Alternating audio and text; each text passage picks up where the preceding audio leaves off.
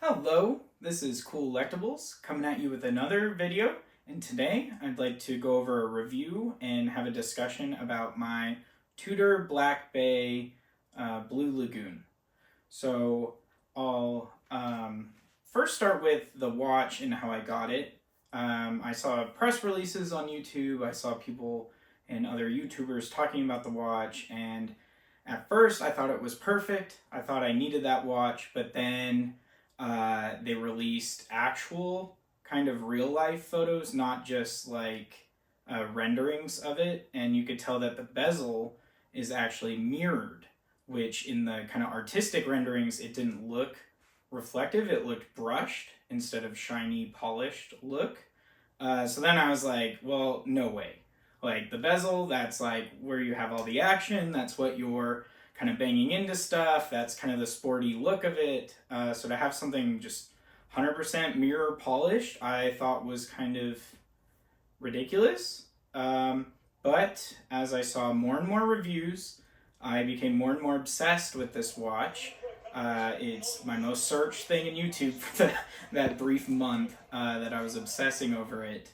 So then I decided, you know what, I think I need this watch. I know it's going to be extremely hard to get, but I'm willing to wait, save up for it, and I just need this watch.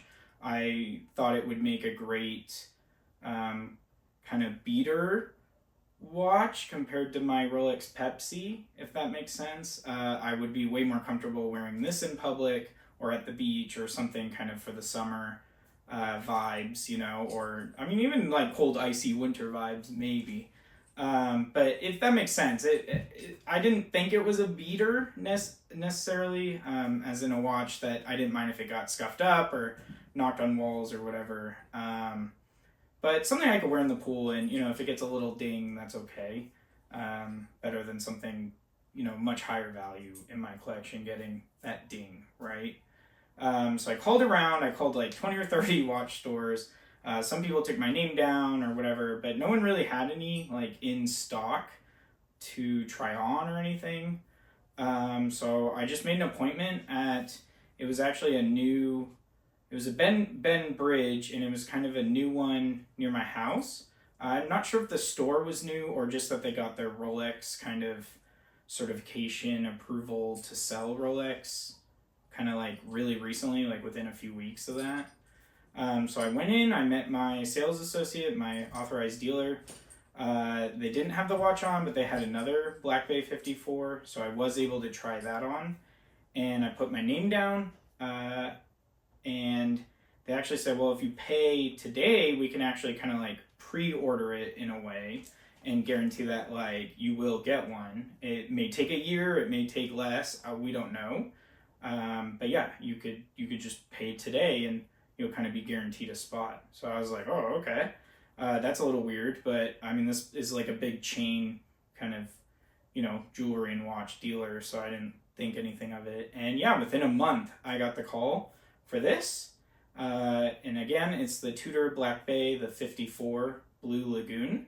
It is 37 millimeters in diameter, which I guess that's the second thing I'll talk about. The case dimensions and the bracelet.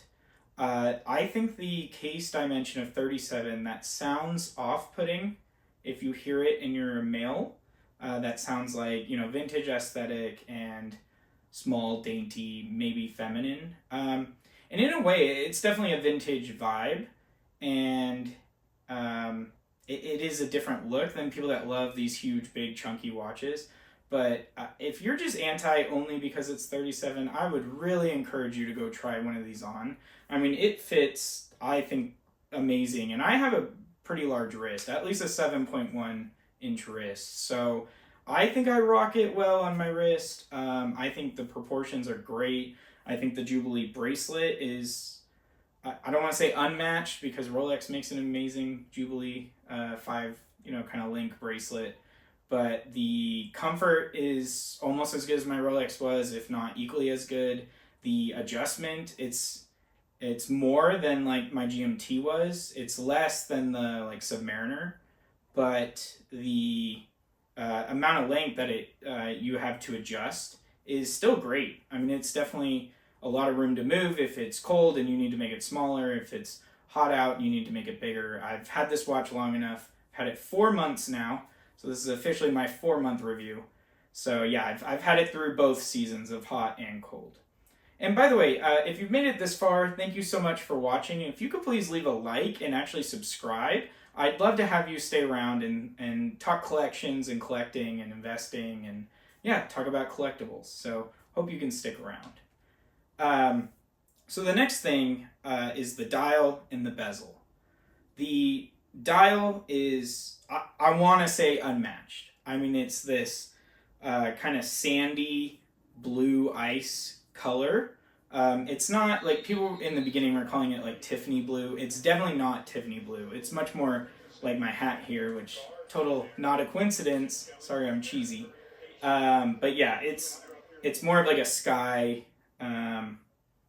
blue, not like, because Tiffany kind of has like a slight turquoisey hue to it. So it's very distinguishable from that. It's kind of its own unique color. And then, yeah, the texture of it is just like this very fine granular sand, but not so fine that like you have to have it in a certain light to see it. I mean, this thing in the sun, just the dial absolutely pops. And I get probably the most compliments on this watch that I've gotten on any of my watches. So yeah, I do love this watch. It's also a screw down crown, which for me, it being kind of sporty, yet stylish and kind of flashy, I like the screw down crown. I have no hesitation wearing it in the pool or the beach. I have taken this in the ocean as well as the pool. Did great. It looked awesome underwater. It photographed really well with the water. I didn't feel like I was going to get jumped in the water, no matter where I was. And yet I felt like I was kind of flexing a bit, or not that I'm super proud of that, but you know, we like to wear something we're proud of and that makes us feel kind of good about ourselves, and you know, that watches serve a purpose, right? I would just wear a Seiko or a G-Shock if, you know, we didn't really care about that kind of luxury jewelry aspect to watches. So this watch, I think, definitely was a flex piece. When I wore it, I felt like it was good. I was proud of the jewelry, functional jewelry I was wearing. I wanted to try to get negatives for you guys.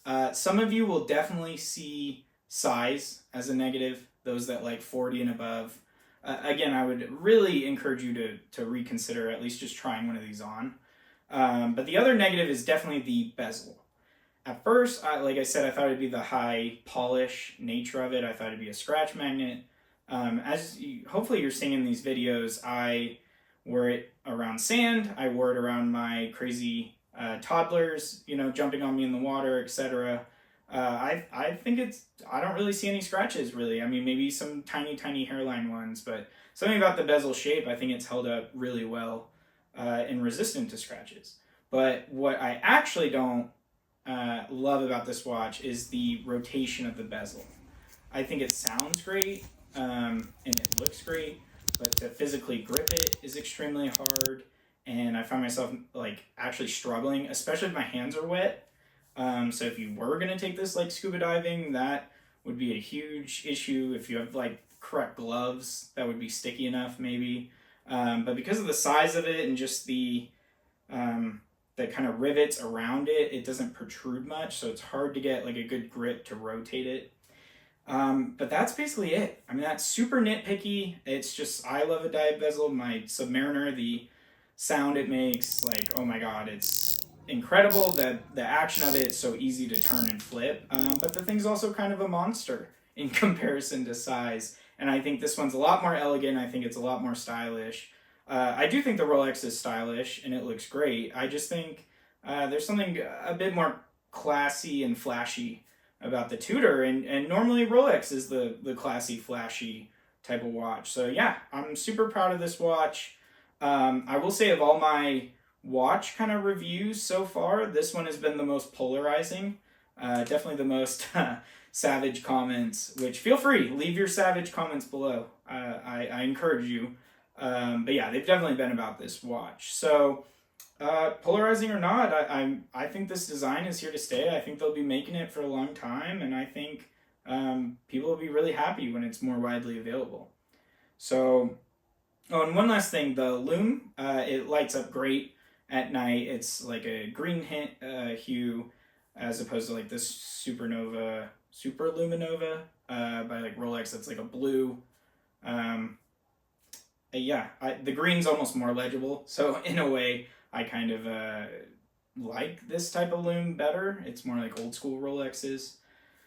So yeah, I'm sorry if you're looking to come here for me to hate on this watch. I can't. I would recommend to every single person, no matter what your wrist size is. I think this is a great watch, and after 4 months of ownership, I have no plans to move on from this. No plans to put this into some other investment or other collectible or another watch. I think this watch is a huge reason I sold my Rolex Pepsi on Jubilee because it was just redundant, and I was kind of finding myself wearing the Tudor a lot more. And yeah, I think this is the best watch of the year, the best release for sure. So let me know what you think about this. And again, if you made it this far, thank you so much. If you could please like and subscribe and drop a comment below. Let me know what you think. Let me know what watch you think was best watch of 2025. And I'd love to hear your comments. So thank you so much for watching. Much appreciated. Bye. Good luck collecting.